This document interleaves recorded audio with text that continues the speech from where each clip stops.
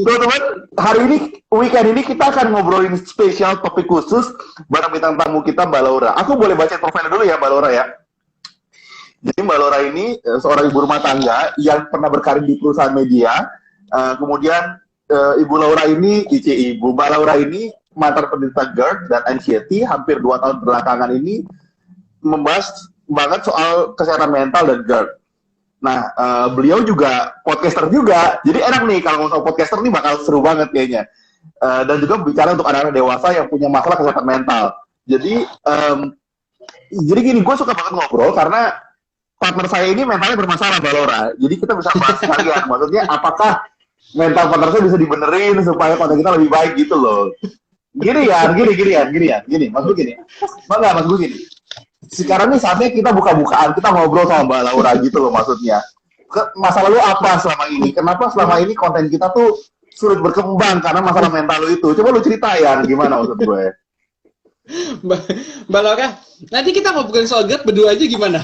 Kadang-kadang itu kalau misalnya ngomongin soal medis sendiri suka mentok gitu loh. Sebelumnya gue belum menyapa Mbak Laura nih. Halo Mbak Laura, gimana, apa kabar? Halo.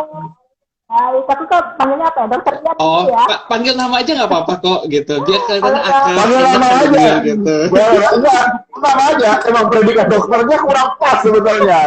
Gitu loh. Kurang aja. Mbak, jangan kaget ya Mbak kalau misalnya kita itu agak terlalu frontal gitu. Karena ya seperti itu gitu. Aku malah senang ya, bagus. Saya juga senang sih biasanya ngata-ngatain Budi gitu, terutama karena Budi ini belakangan ini baru punya kesibukan sebagai seorang bapak ngakunya gitu kan. Padahal saya tahu gitu 99% yang ngerjain adalah istrinya gitu. Dia ngaku, wah sibuk nih gitu.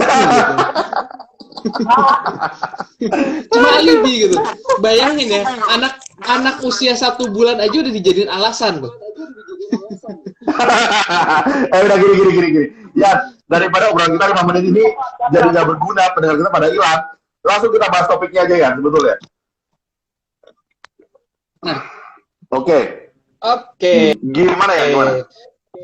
Ya, sebelum kita mulai nih, karena kini kan kita kolaborasi gabungan nih, mungkin enak juga nih kalau misalnya diceritain dulu Mbak Laura, kenapa sih latar belakangnya itu dia memilih podcast sebagai media, gimana ya, media edukasi juga ya, atau mungkin awal-awalnya digunakan sebagai media curcol mungkin. Nah, sebenarnya kalau mau ngomongin soal aku mau sapa dulu yang lain ya, lagi nonton. Halo semuanya. Kalau ngomongin soal aku bisa terjun ke podcaster, sebenarnya nggak sengaja. Sebenarnya nih awal cuma obrolan aku sama suami ketika baru sembuh lah dari GERD sama anxiety, tapi belum sembuh total ya. Aku ngomong sama suami, gimana ya Pak ya caranya supaya aku bisa bantuin orang supaya mereka ngerasa nggak sendirian gitu loh. Soalnya aku ngerasa banget ketika aku kena masalah ini, ketika aku kena sama yang namanya anxiety, kecemasan ini, aku ngerasa ketakutan yang luar biasa. Takut mati, takut keluar, takut kemana-mana, takut ketemu orang. Aku tuh bener-bener di kamar terus, yang nggak mau keluar kamar nih, pokoknya bener-bener rumah sakit terus. Karena aku ngerasa aku punya penyakit yang berbahaya gitu loh. Aku nggak puas gitu loh. Jadi ketika aku udah mulai sehat, aku udah mulai ngerti apa itu anxiety, apa itu GERD, aku udah mulai langsung ngomong gini, Pak gimana caranya ya supaya aku bisa bantu orang dengan aku yang cuma ibu rumah tangga, yang nggak ngerti, yang agak gaptek, nggak ngerti apa-apa, caranya gimana ya. Terus suami juga ngomong, ya udah bikin YouTube aja, coba YouTube, kan ngomong gitu kan. Sedangkan aku ini kan kalau masuk ke video gitu, aku kayak kurang pede kan. Tapi coba mungkin 1 kali, oke lah gitu kan. Nggak lama ternyata ada teman yang kerja di salah satu media ngajakin, lo mau nggak jadi podcaster gue, katanya ngomong gitu kan. Boleh, tapi pada saat itu belum ngerti tuh, terlalu ngerti apa itu podcaster, apa nyari oh ini podcaster gitu.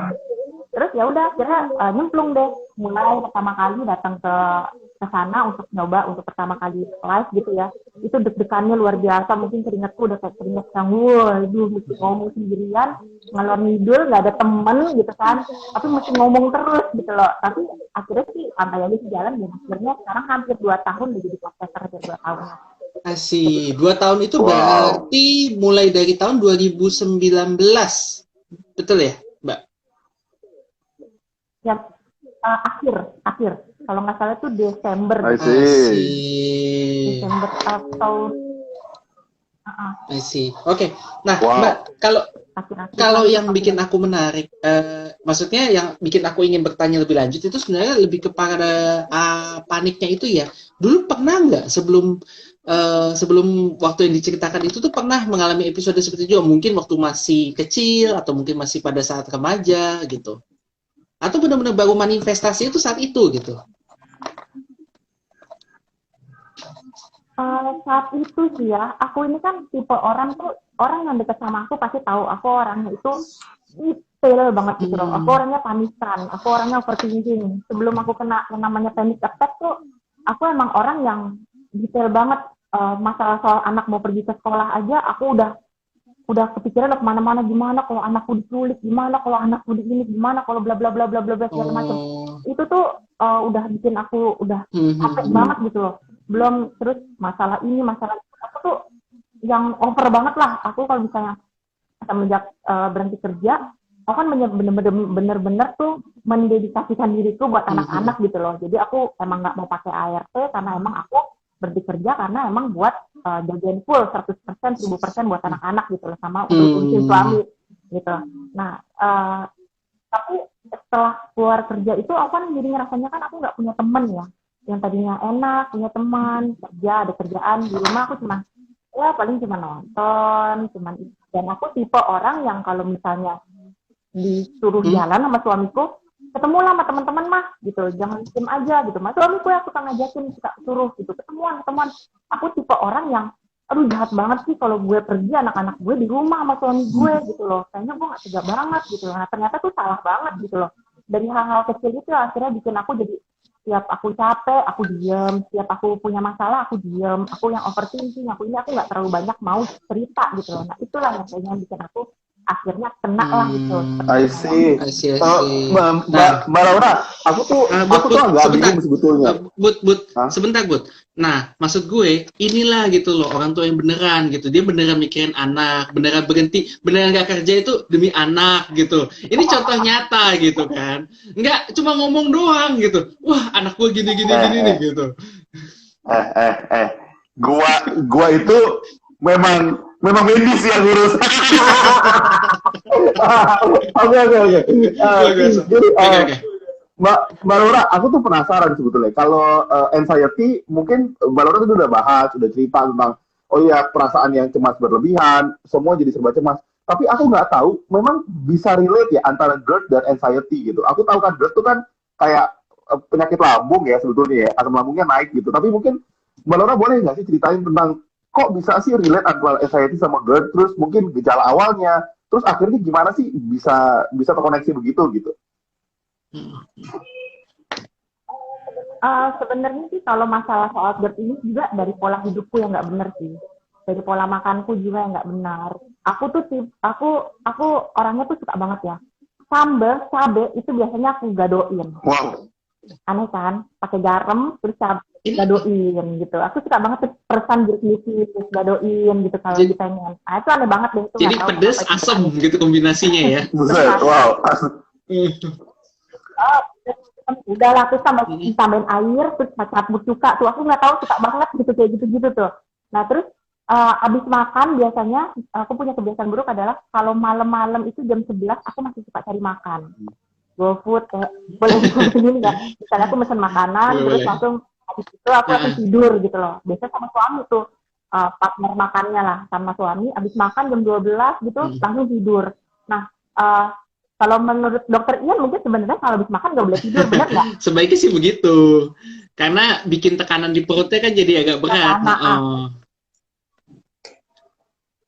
Ya, nah aku sih tipe orang yang kayak gitu. Tiap malam tuh padangan. Dulu waktu sebelum aku tinggal di sini, aku masih tinggal di apartemen. di bawah apartemenku ada tempat jualan nasi Padang. Malam-malam pun jam 11 jam 12 nungguin suami pulang, aku pasti pesen, "Pak, tolong dong bikin nasi Padang." Itu jam 12 sama-sama makan gitu aja. Betul. Nah, itu tuh nggak bener banget mulai. Jadi jam 11 itu bukan cemilan tapi makanan benar-benar berat ya, benar-benar nasi Padang gitu ya. Oke. Kita sebenarnya keluarga kita tuh Padang itu 9. Waduh, oke. Beda kelasnya, beda kelasnya. Kalau buat saya cemilan tuh kayak kue mungkin ya, atau apa ya mungkin ya kalau malam ya. Ya martabak aja kadang-kadang kan udah agak berat gitu ya, tapi kita sebut cemilan gitu, nasi Padang. Saya nyerah. Kalau Padang itu 9. Jadi gaya hidupku, terus pola pikirku yang nggak benar, stres berlebihan mungkin karena aku tiba-tiba yang tadinya pekerja, terus tiba-tiba aku harus di rumah ngurus anak, nggak punya teman ngobrol, aku nggak pernah keluar rumah, bla bla bla bla. Mungkin dari situ ya akhirnya muncul anxiety dan akhirnya kecemasan itu juga, kalau stres itu kan bisa bikin asam lambung naik ya, maksudnya nggak hanya penyebabnya nggak hanya makanan, tapi juga ketika stres ya pasti asam lambung bisa naik. Makanya aku selalu bilang semacam kayak lingkaran setan. Ketika guenya stres, guenya cemas, tiba-tiba asam lambung gue naik, jadi asam lambung naik, dan ketika punya sensasi yang nggak enak, akhirnya terjadi adalah gue stres dan cemas lagi. Jadi puter-puter aja gitu. Oke. I see. Nah, dari semua masalah itu kapan nih Mbak Laura itu mulai menemukan titik terangnya gitu? Jadi oke lah mungkin memulai pengobatannya, tapi biasanya kan kalau untuk GERD dan anxiety ini kan agak penyakitnya kita sebut kronis ya, jadi agak susah nih kalau misalnya langsung diobati sekali langsung sembuh gitu. Nah, proses menuju penyembuhannya itu kapan mulai ketemu titik terangnya sampai akhirnya benar-benar bisa nih mengatasi, bisa menghandle-nya itu gimana Mbak? Ini sih setelah aku dengerin beberapa orang dokter-dokter yang udah sembuh ya. Terus aku juga setelah bolak-balik ke rumah sakit, dari rumah sakit A ke rumah sakit B, dan aku selalu ngerasa ini dokter kayaknya nggak pinter nih. Aku selalu ngerasa serius, dokter nggak pinter nih, kok nggak ngerti sih, kok nggak sembuh. Kalau Mbak Laura, kalau Adrian memang kalau Adrian memang nggak terlalu pinter. Jadi kalau Adrian memang nggak terlalu pinter, jadi nggak apa-apa. Jadi memang dia ini, kalau dokter lain mungkin beda. Terus gimana Pak, kalau bisa potong? Itu kayak Ya, jadi aku ngerasa bolak-balik ke rumah sakit, ngabisin duit doang, bolak-balik di infus, di segala macam. Terus aku ngerasa masih sakit lagi. Yang tadi saya dokter Ian bilang bahwa emang nggak cukup sehari 2 hari gitu loh, karena aku ngerasain bolak-balik lah, udah tes segala macem lah, ke dokter spesialis jantung lah, ke dokter inilah spesialis penyakit dalam dan bla bla bla bla bla bla. Aku nggak sembuh. Terus sampai akhirnya aku sama suami kayaknya sama-sama belajar apa sih itu GERD, apa sih anxiety gitu loh. Nah, dari situ aku paham bahwa selama ini tuh anxiety itu tuh membuat aku tuh mikirin sesuatu yang nggak terjadi dan belum terjadi, udah aku pikirin gitu loh. Yang logikaku kalah sama ketakutanku, logikaku kalah sama kecemasanku gitu loh. Jadi akhirnya aku mulai paham pelan-pelan, tapi bukan berarti nggak pakai proses, semua proses. Benar-benar aku tuh takutnya luar biasa ketika punya anxiety gitu loh. Takutnya luar biasa, tiap hari aku takut dengan kematian. Gimana lah anak-anak kalau misalnya gue tinggal, gue nggak ada, anak-anak gimana? Dan gue tuh terus berusaha, aku terus berusaha untuk melawan ketakutan itu gitu loh. Nah, dari situ akhirnya mulai pelan-pelan setelah keluar rumah sakit satu ke rumah sakit lain, coba yang rumah sakit yang bagus, yang paling bagus lagi, nggak kunjung sembuh gitu loh. Tapi akhirnya lama-lama kita belajar ngerti bahwa ini GERD, karena aku ngerti masih awam banget orang kita mengenai si anxiety ini. Karena ketika aku pertama kali kena anxiety, keluarga aku juga ada yang bilang mungkin kamu diguna-gunain gitu loh ya. Soalnya aku kayak orang ketakutan terus gitu loh, diguna-gunain kali ini. Dan itu aku mulai paham, belajar bahwa memang masyarakat kita masih belum aware, kurang paham sama apa sih ini GERD, apa sih ini anxiety, bahwa penyembuhannya yang jelas harus disiplin, nikmatin prosesnya, disiplin menjalankan pola pikirnya, pola hidupnya, pola waktu makan dan makannya itu harus benar semuanya, jangan main-main gitu loh. Nah, jadi dari situlah aku mulai paham, berarti ini aku harus pakai logika nih. Ketika aku mulai takut di awal-awal lagi cemas gitu, aku mulai takut, aduh mana dong cemas nih. Biasanya kalau udah cemas tuh aku langsung nggak enak, seluruh badanku bener-bener nggak enak karena aku ngerasa kayak aku udah di ujung kematian gitu loh. Aku cuma tarik nafas, aku cuma bilang aku nggak sendirian. Ada orang-orang yang udah sembuh dan teman-temanku yang lain ngerasain hal yang sama gitu loh. Ketakutanku, kecemasanku itu semuanya sama mereka alamin. Jadi ya ini emang cemas gitu, hanya cemas, sebatas cemas dan GERD itu sebatas sensasinya tidak nyaman. Jadi dari situlah aku mulai pelan-pelan maju, aku mulai beraniin diri ke mall, beraniin aku tuh paling gak berani dengar suara keras. Ke bioskop aku langsung keluar keringet dingin karena aku langsung takut, gak kuat jantungku karena mungkin itu kali ya. Aku jadi gak kuat karena dingin, terus gelap, itu langsung aku lemes semuanya, udah tanganku basah karena tapi aku mulai beraniin denger live musik, aku beraniin ini. Jadi aku cuman enggak lah, ini cuma pikiran doang kayak gitu sih sebenarnya. Jadi lama-lama aku akhirnya ngerti, oh ya udahlah, ini cuma sebatas kecemasanku, ketakutanku. Aku nggak boleh kalah sama kecemasan yang nggak bener ini gitu loh. Kayak gitu sih. Tapi saya sih kalau gue sih setuju banget sama kata-kata Mbak Laura tadi, bahwa satu, yang pertama itu mitos-mitos ya, mungkin kepercayaan-kepercayaan di masyarakat kita itu kadang-kadang memang agak sedikit berdampak negatif gitu, terutama di bidang kesehatan. Banyak orang yang kalau zaman dulu ya, misalnya punya penyakit kronis itu pasti dikatain ya itu benar diguna-guna, atau mungkin ada yang nyantet nih atau gimana gitu, atau mungkin ngelakuin kesalahan misalnya sehingga harus minta maaf seperti itu ya, misalnya ke tempat yang keramat, itu seperti itu satu. Terus yang kedua, benar banget kalau misalnya buat untuk penderita yang anxiety, penderita yang cemas, itu memang paling utama pengobatan adalah dia bisa acceptance, dia bisa nerima, jangan dia denial gitu. Dan itu yang problemnya biasanya paling banyak di masyarakat kita. Mungkin Mbak Laura juga ngerasain ya, pada saat denial, kalau kita itu punya masalah cemas, itu proses penyembuhannya menjadi sangat terhambat sekali gitu, sangat susah gitu loh. Tapi begitu kita mulai menerima, jadinya ya itu deh. Berarti Mbak, titik terang di mana kesehatan itu mulai berangsur-angsur bisa membaik lagi. Oke. Sebelum kita mulai lanjut lagi, aku mau buka dulu ini pertanyaan. Kalau teman-teman yang mau nanya, udah ada yang nulis nih, boleh bertanya. Oh, boleh banget. Kita emang buka pertanyaan, mumpung ada Mbak Laura expert di sini, silakan ditanya sebanyak-banyaknya, gitu. Nah, terus aku tadi mau nanggepin ini sih, bener juga yang tadi ada yang bilang, Mbak Laura bilang. Kenapa? Sebelum lu menanggapi gue gitu, nah ini gue mau nyampein dulu salam nih, salam dari berbagai kenalannya Mbak Laura nih. Hai Sis Laura, abis Hai. Ini Riva Darmayana 17. Hai Kak Laura, mentor GERD-ku. Nah, asik. Mantap. Banyak banget ini. Terus ada lagi pesan dari Rizky Amalia Saputri.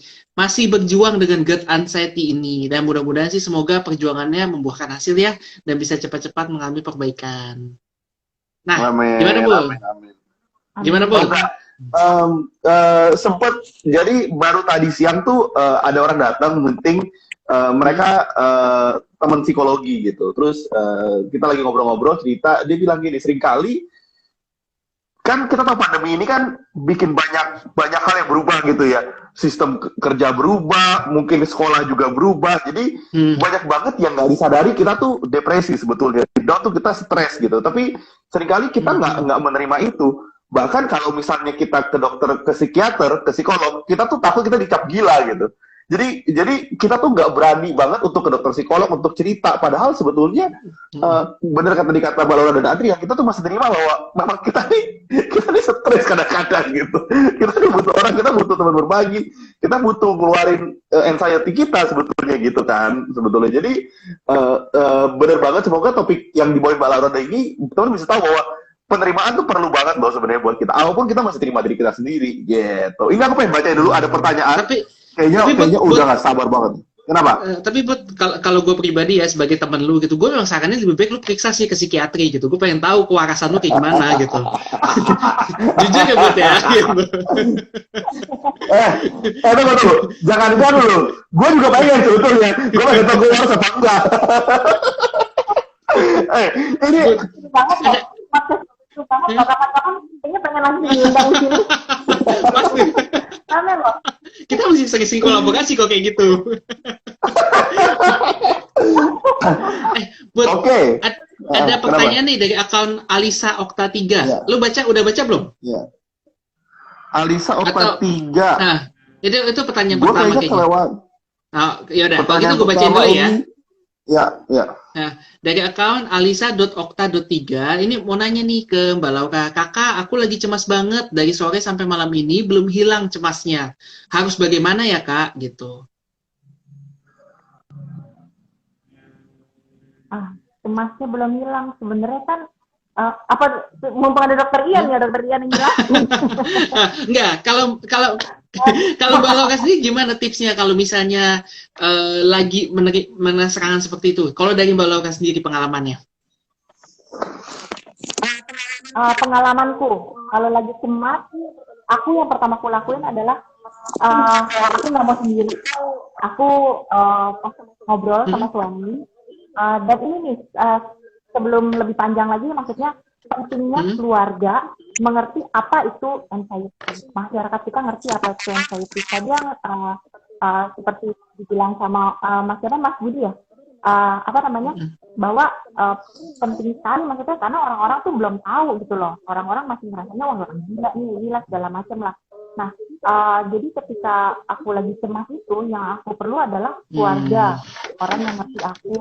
Jadi ketika aku cemas, aku harus ngomong, aku nggak bisa diem. Karena makin aku cemas, makin aku diem, ya makin kemana-mana ketakutanku. Dan yang kedua, yang aku lakuin adalah, aku ngelakuin sesuatu yang memang, menguras pikiranku, bukan menguras pikiran dalam arti positif ya.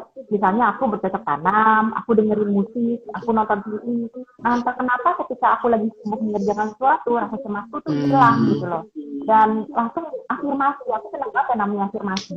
Aku tuh setiap hari, waktu itu sehari bisa sampai 3 kali 4 kali aku afirmasi, nggak apa-apa, aku sehat, itu cuma pikiran doang, nggak ada yang terjadi, banyak yang kayak aku, mereka bisa sembuh, aku juga pasti bisa sembuh. Nah, kayak gitu-gitu afirmasi yang aku lakuin. Oh iya, luar biasa banget progresnya. Nah, kalau Terus dari ada saya pertanyaan. sih, Gimana? oh ya, kalau dari saya setuju banget sih. Jadi kalau kita sebut tekniknya itu kayak ini ya, pengalihan pikiran seperti tadi ceritain sama Mbak Laura. Kita alihin pikiran dengan sesuatu yang lain, dengan sesuatu yang positif. Gunakan support system.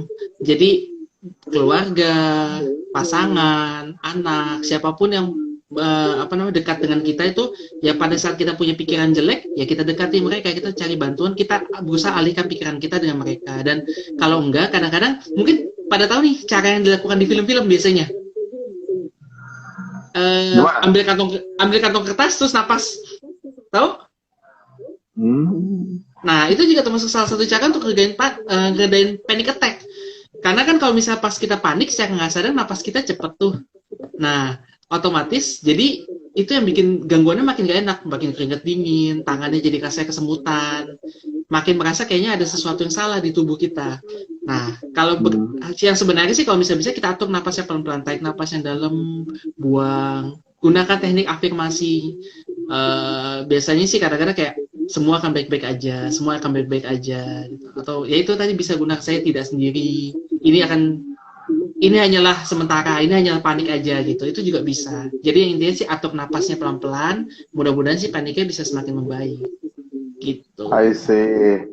Nah, ini ada pertanyaan kedua yang sebenarnya gue juga pengen tanya. Gue pengen tahu juga dari YXJ _ banyak gitu. Dia tanya gini, Kak, mau tanya kenapa orang terkena anxiety ini selalu punya perasaan ingin bunuh diri kali ya maksudnya ya. Gitu. Iya benar juga ya. Kenapa tuh Kak Laura? Sebenarnya terutama nih yang pernah merasa panic attack ya. Aku ngerasanya gitu ya, ini dari pengalaman pribadiku. Ketika aku pertama kali kena panic attack, yang aku rasain adalah aku udah mau selesai hari itu. Bukan selesai aku mau bunuh diri, tapi selesai, wah kayaknya ini udah terakhir nih, aku nggak bakal ngeliat anak-anak gue lagi nih. Yang terakhir pas kena panic attack, aku cuma nitipin anak-anak ke tetangga. Aku bilang titip anak-anak ya, titip anak-anak. Karena aku nggak ngerti ini apa nih. Soalnya aku tiba-tiba kayak jantungku digup kencang, keleyengan, terus kayak tremor, terus kayak pipiku kedut-kedut gitu loh. Sampai aku bilang sama tetanggaku, aku pikir aku kena stroke kan. Tolong, karena aku bilang tolong dong, nggak tahu ya ini bener apa enggak, kata papaku kan dulu kalau stroke pakein jarum terus tusuk. Saking nggak ada jarumnya, aku bilang ke tetanggaku, dapur, ada pisau, pakaian apa aja, yang penting darahku dikeluarin karena saking cemasnya udah nggak mikir apa-apa gitu loh. Kebetulan tetanggaku itu adalah perawat gitu, jadi dia tenang, suruh aku tenang, terus ya udahlah ikutin aja lah maunya. Di situ dia tenangin aku, kasih air putih, langsung dibawa ke rumah sakit. Nah, dari situ aku mulai ngerasain ketakutan ketakutan mati gitu ya, ketakutan wah hari ini adalah hari terakhir gue, karena pada saat itu ngerasain itu nggak enak banget. Jadi saat itu mungkin rasanya kayak gitu ya, ketakutan orang mau mati itu kayak aduh kayaknya nih hari ini nih, sampai aku udah nitip anak-anak, karena suamiku lagi nggak ada waktu itu, masih dalam perjalanan ke rumah. Itu anak-anak itu ketakutannya luar biasa, kelamnya luar biasa. Nah, pada saat itu adalah ketika aku kena serangan panik, itu akhirnya berlanjut ke trauma gitu loh, ke trauma yang luar biasa. Tiap hari aku takut mati, tiap hari aku takut begini, takut itu mau keluar. Bahkan ada saat dimana aku nggak berani bertigaan sama anak-anak, aku takut nyakitin mereka karena terlalu banyak ketakutan. Gimana kalau tiba-tiba aku ngeblank, aku nyakitin anak-anak gitu loh. Jadi kadang-kadang aku bilang, Pak, aku nelfon suamiku, Pak, aku nggak berani cuma berdua sama anak-anak gitu loh, karena aku takut nyakitin mereka. Padahal nggak ada kepikiran, maksudnya nggak ada kepikiran jahat, tapi aku cuma takut, saking udah overthinkingnya udah negatif banget, lingkungan udah, kepala aku udah negatif banget, ketakutan yang luar biasa gitu loh. Jadi aku rasa gara-gara trauma ketika panic attack itulah yang akhirnya membuat kecemasan dan sensasi-sensasinya itu kan luar biasa banget ya. Seperti kayak orang sakit jantung, seperti orang mau stroke, pokoknya rasanya nggak enak banget. Nah itulah yang membuat akhirnya aku takut mati hari itu, takut mati besok, jadi nggak jelas gitu. Nah itu akhirnya membuat akhirnya stres sendiri aja, seperti itu. Iya. Itu yang bikin takut. Jadi bisa dibilang tadi yang nanya juga mungkin merasakan hal yang sama ya, Bud ya? Merasakan kalau misalnya jadi akumulasi dari semua rasa takut itu berujung ke arah depresi, itu yang bikin jadi titik end point-nya adalah merasa this is the end gitu. Ini akan berakhir kapan aja gitu. Dan memang mungkin ada baiknya pada saat orang merasa seperti itu adalah mencari pertolongan ya Mbak ya, mencari pertolongan profesional gitu. Jangan sampai dibiarkan berlarut-larut lagi gitu. Dan tambahan kayak waktu pertama kali aku ke beberapa dokter, mereka nyuruh aku ke psikiater. Dan memang pada saat itu papaku yang paling di depan, paling bilang no, nggak boleh ke psikiater. Nah sebenarnya itu salah, nggak salah untuk ke psikiater. Papaku waktu takut, gimana apa kata tetangga, gimana kau nanti bakal jadi, kamu tuh bakal nambah drop, kamu bakal begini. Ketika orang-orang akan ngomongin kamu ke psikiater, kamu gila. Nah sebenarnya nggak melulu ke psikiater tandanya lo gila gitu loh. Lo butuh pertolongan yang profesional, yang ngerti apa sih yang lo rasain. Dan lo butuh pertolongan, jangan cuma diem aja gitu loh sebenarnya. Gitu kan. Nah, jadi jangan takut untuk ke psikiater. Benar. Itu setuju. Kadang-kadang pandangan orang bikin kita jadi serba salah gitu. Padahal kita butuh bantuan profesional kan. Terus mau nambahin soal yang tadi, yang soal mungkin akumulasi ini jadi numpuk kan, jadi merasa pengen berakhir. Sebetulnya akumulasi gue sama lu juga udah capek ya. Gue pengen podcast ini berakhir sebetulnya. Kenapa kita masih partneran gitu? Kita jalan bikin podcast tiap minggu, Kadang-kadang udah memuncak juga sebetulnya. Atau jangan-jangan ini anxiety gue ya sebetulnya. Gue setiap kali mau bikin podcast tuh cemas gitu, khawatir gitu. Gimana ya? Atau disuruh aja podcast ini sama Adrian kali. Mbak Loga butuh partner nggak untuk podcastnya? Kalau boleh saya mau transfer aja gitu loh. Oke, pertanyaan selanjutnya itu dari akun tifa.almir. Almir dengan double I ya. Apa kecemasan itu harus dilawan ya? Kadang pas mau ngelawan rasa cemas itu rasa berdebar-debar juga muncul. Gitu. Nah, waktu Mbak Laura merasa cemas gimana Mbak? Berdebar-debar juga nggak? Sampai yang tadi itu dijelasin waktu inget dingin juga dan teman-temannya deh gitu. 1001 macam aku bisa rasain. Kalau aku ngerasa, wah kayaknya bikin sesak nafas nih gue. Bener dong sesak nafas. Wah kayaknya gue tremor nih. Bener nggak lama tremor. Jadi emang kekuatan pikiran kayak gitu ya. Ketika kita ngerasain begini, tiba-tiba aku kayaknya dirasa-rasa, akhirnya jadi stres sendiri gitu loh. Jadi kalau ketika aku ngelawannya dengan cara ya aku nggak mau kalah gitu loh sama anxiety. Biasanya ada, kalau aku dulu waktu pertama kali kena anxiety, ketika aku cemas aku langsung diam aja, ngerasain, kayak cuma diam lihat atap gitu sambil tiduran. kenapa ya gue begini ya, kenapa gue begitu ya, kenapa gue nggak kayak teman-teman yang lain yang masih bisa ketawa-ketawa. Ih, enak banget sih ngeliat orang itu bisa ketawa-ketawa tanpa beban gitu loh. Nah, tapi akhirnya makin di sini aku sadar ketika aku tiduran, makin aku kayak, aduh kenapa ya gue salah apa ya, kenapa ya, kayak gitu malah jadi akhirnya makin kemana-mana pikiran.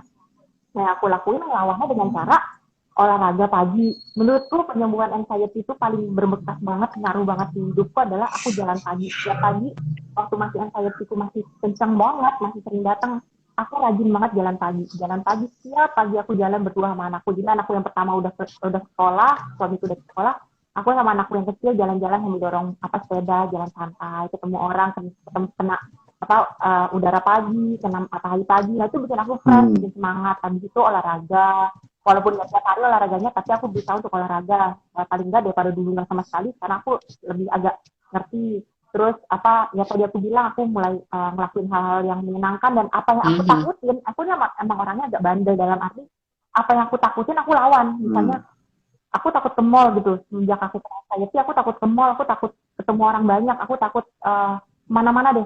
Aku bilang sama suamiku, aku mau nganterin kakak les, gitu kan. Ya udah, akhirnya aku nganterin si anak yang gede les. Terus aku takut ke mall gitu atau les musik, aku bilang, "Pak, temenin yuk, mau tes nyali nih, uji nyali nih, udah berani apa belum?"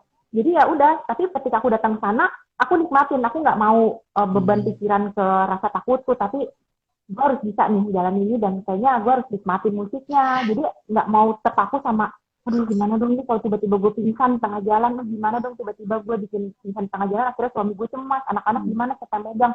Nah itu tuh udah bener-bener gue lepas banget, bener-bener nggak mau, pokoknya dengerin musik, jalan sama anak-anak, makan sama anak-anak sama suami, udah happy. Jadi aku cara ngelawannya kayak gitu sih. I see.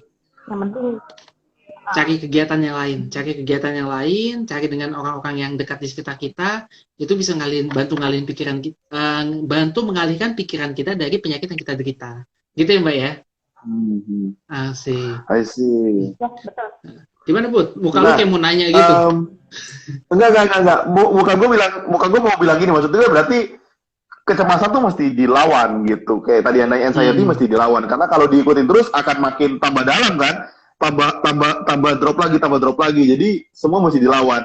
Sama lah kalau kayak sama Adrian ini di podcast kesel ya mesti dilawan juga, soalnya karena yang menyebelin juga. Ketakutan itu kan mesti dilawan memang. Oke. Ngomong soal podcast, Mbak Laura, kita pengen tanya, sebetulnya podcast yang Mbak Laura buat nih ada nggak pengaruhnya di kehidupan Mbak Laura? Mungkin ada ketemu banyak kisah menarik atau apa sih podcast yang Mbak Laura buat ini terhadap kehidupan Mbak Laura? Iya. Ini sebenarnya salah satu alat penyembuhku juga sih, gitu. Ketika aku podcast itu pun aku belum sembuh 100% pertama kali, gitu loh. Mungkin kalau beberapa orang ada yang suka nulis dan kadang-kadang mengalihkan pikiran dengan cara nulis, dan ketika aku ketemu podcast ini, aku jadi yang tadinya nggak terlalu suka chit-chat atau ngobrol sama orang, aku lagi suka ngobrol sama orang. Jadi aku ngomong di situ walaupun cuma sendiri, tapi aku mengeluarkan semuanya gitu loh. Jadi aku ngerasa kayak kayak ini tempatnya aku juga, selain aku ngebantu teman-teman dengan pengalamanku, aku juga dibantu dengan cara podcast ini dengan mengeluarkan unek-unekku, mengeluarkan apa yang aku mau omongin gitu loh. Jadi dengan podcast ini tuh aku terbantu banget gitu. Dan satu lagi, aku jadi punya banyak teman. Iya. Luar biasa banget. Dan podcastnya ini selalu menjadi minggu lalu gue kan lihat Instagramnya itu menjadi nomor 1 lagi ya, Laura ya. Let's talk good. Luar biasa. Selamat. Tapi dan satu lagi nih yang jadi poin penting, dengan banyaknya teman sendiri itu berarti akan membentuk suatu support system baru, betul nggak Mbak? Iya, betul, benar. Ya, dan itu akan membantu. Ya mudah-mudahan itu akan membentuk suatu semacam komunitas yang bisa membantu nih teman-teman yang memang sedang lagi dalam masalah juga dengan berjuang nih melawan GERD-nya, melawan anxiety disorder-nya. Nah itu mereka akan selalu tahu kalau mereka ada teman, ada komunitas yang ada di dalam sana dan bisa berbagi. Tentunya dengan jangan lupa juga dengan podcast yang Laura gitu. Nah, kita ya makanya aku gimana? Kalau di DM ini aku selalu selalu ngebuka untuk mereka curhat atau cerita, karena yang aku tahu adalah mereka yang diperlukan teman-teman adalah ya mereka mengutarakan, mengeluarkan apa yang mereka rasakan. Jadi ketika aku masih sakit, yang aku cari kan sebenarnya orang yang ngerti bener sebenarnya apa tuh anxiety. Bukan cuma guna-guna, bukan cuma si A, bukan si B, si C, penyakit berbahaya dan lain-lain. Jadi ketika mereka butuh teman ngobrol, aku usahakan walaupun aku memang nggak bisa jawab setiap hari atau setiap jam, tapi pasti aku bales. Jadi aku pengen mereka tahu dengan cara aku kasih kayak voice note gitu, supaya mereka bisa dengar lagi, supaya teman-teman bisa dengar. Dan kalau bisa aku senang kalau mereka balik pakai voice note juga, jadi mereka bisa ngobrol sama aku gitu loh. Jadi ada interaksi langsung ya Mbak ya? Nggak langsung ya, interaksi secara tidak langsung, tapi rasanya seperti langsung karena menggunakan voice note. Iya, betul. Oke, nah ini karena kita sudah keterbatasan waktu juga, ya sudah waktunya untuk kita closing. Mungkin ada nggak nih Mbak Laura pesan, kesan, atau mungkin tips sama trik nih yang mungkin masih belum dibicarakan untuk membantu teman-teman sekalian, untuk pendengarnya Mbak Laura atau pendengar Sobat Healthy juga yang punya masalah serupa. Silakan Mbak. Pesannya sih paling di zaman yang super sibuk dan zaman yang serba gaul nih lah ya, tetap jaga yang namanya pola pikir dan pola hidup. Itu penting.